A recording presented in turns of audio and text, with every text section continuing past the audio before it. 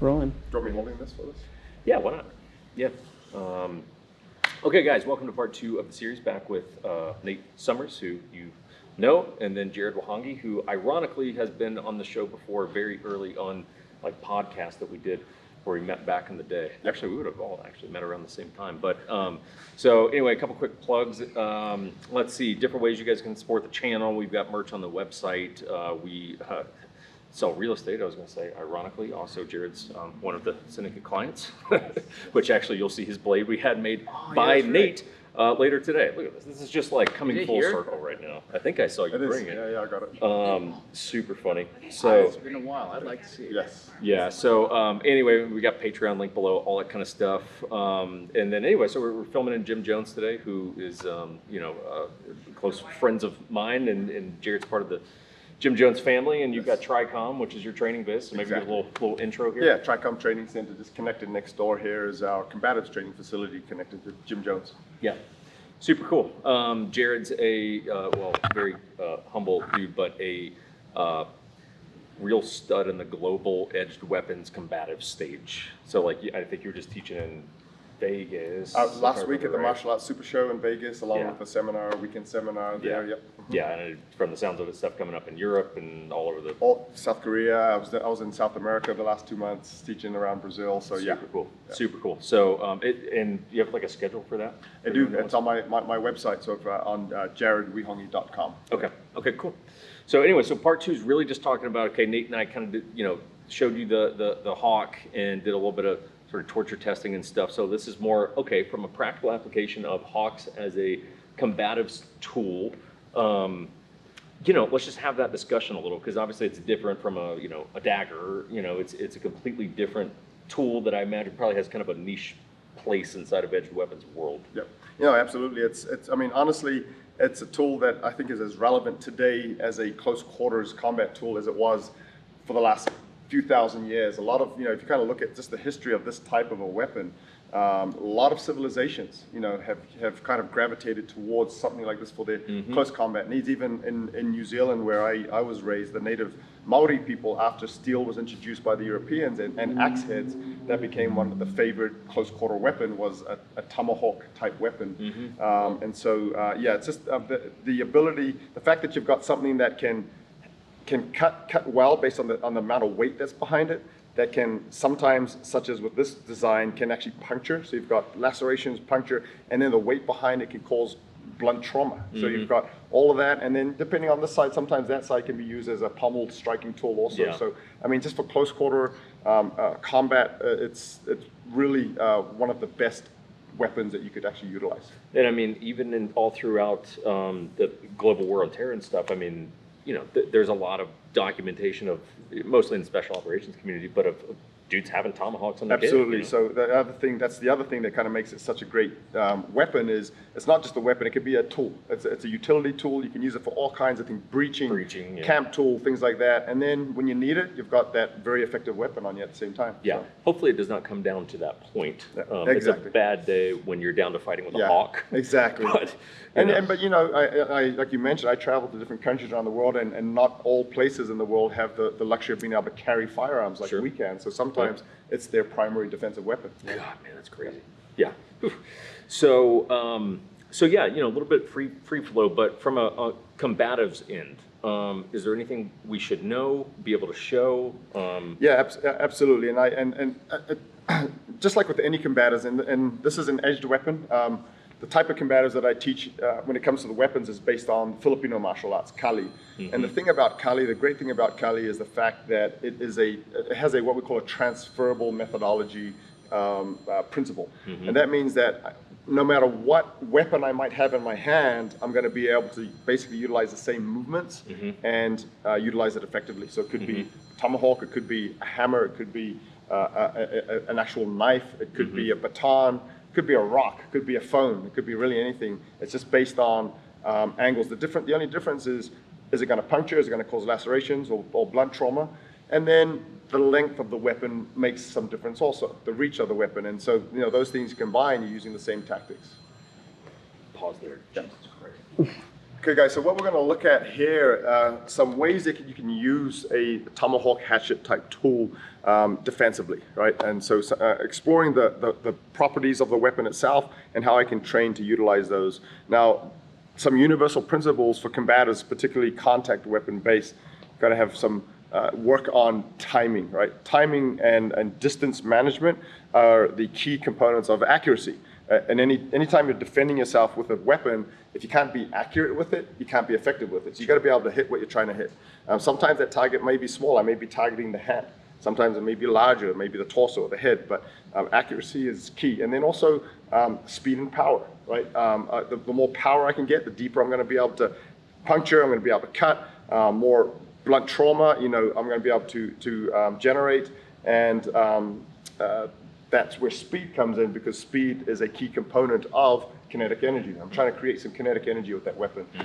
And so I've got all these things going on. So, I mean, and the reason I say that is learning a few angles is not in and of itself sufficient. I got to be able to work on the ability to have some good speed, power, timing, precision with the way I use that weapon. But I'll kind of demonstrate some common types of angles of attack that people can utilize. Okay, so I'm going to kind of come over here a little bit, and just so I don't chop you in half, I want to have you step over to the side.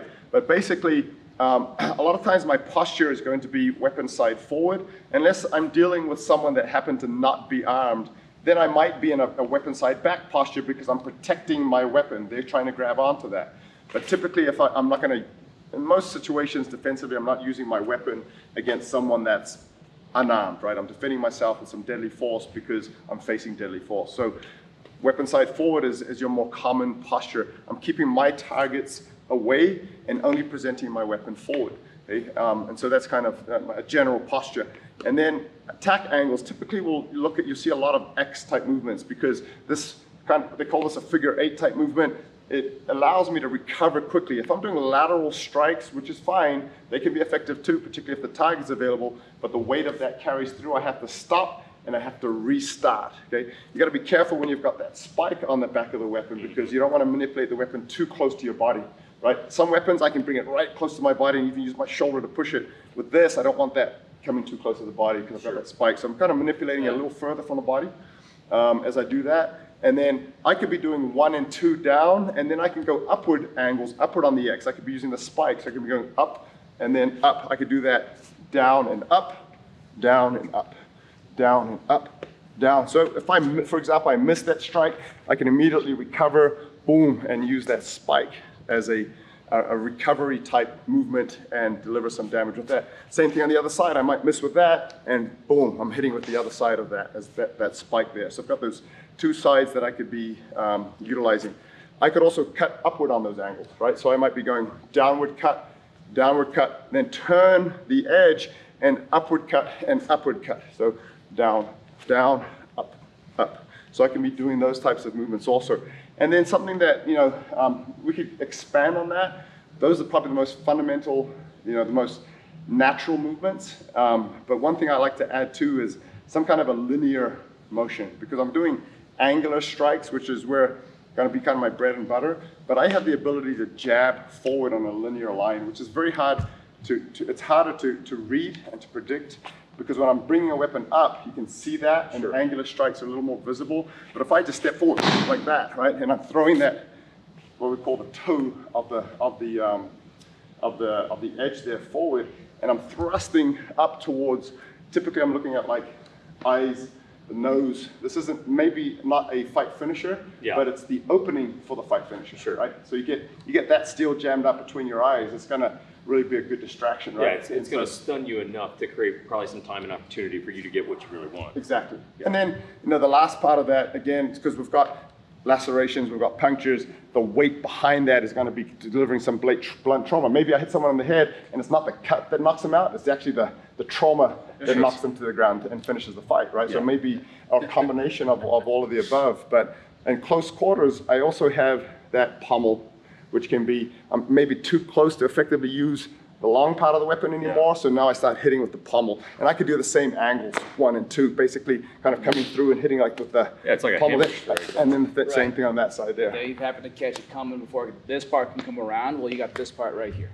Exactly. Exactly. There's other, when you kind of get deeper into the use of the Tomahawk, sometimes the grip might change to a choke grip. Sure. Because if I've got, especially if it's longer, this is a good medium size, so, but the longer the weapon is, and as someone closes in, it's going to be easier for them to grab on and control that. So sometimes you might choke up to the top here, and now I've got basically a knife in my hand that I can be using on both sides. I was going to say, it's almost push dagger-esque with that, not all the same benefits, but it's like in some weird fashion, kind of. Yep, yeah, so it's a lot of versatility with the tool. Thrusts, slashes, punctures, blunt trauma. And shoot, I mean, if you flip it around to the spikes forward, then now you really do kind of have push dagger. Absolutely, exactly. And I mean, when it comes to edge weapon, the ability to neutralize a threat, okay, sometimes punctures are higher value.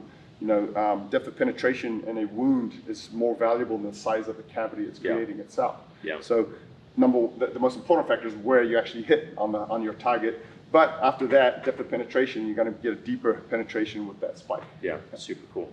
Okay, guys. So another little way you can apply this type of a tool defensively is, and again, talking about the versatility of a Tomahawk, right?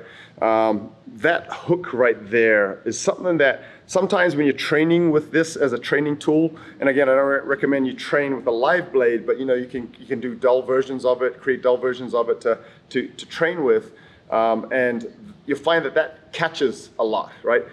It catches on arms and weapons, and like, oh shoot, let's do that again. But actually, you want to exploit that property, the ability to catch and control limbs and whatnot. That can actually help with the versatility of this tool. And just for example, if your right arm was up like this, and say you had a weapon in this hand, right?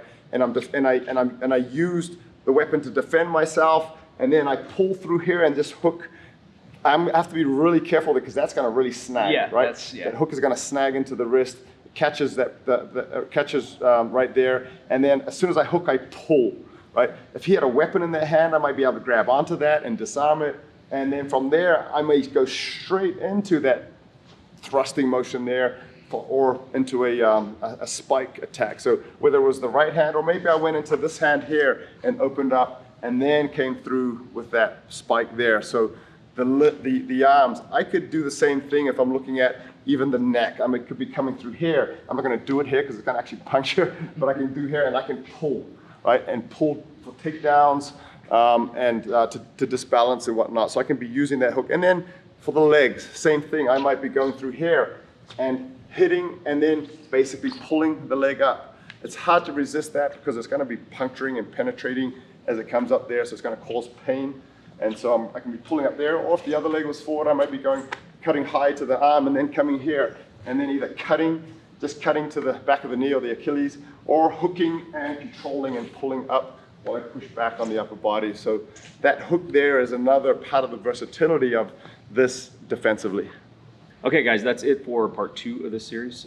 Nate the Blade Maker, Jared Wihongi. We're going to pick it up in part 3, talking about kukris, which I'm excited about because it's one that Nate and I started doing maybe 6 months ago.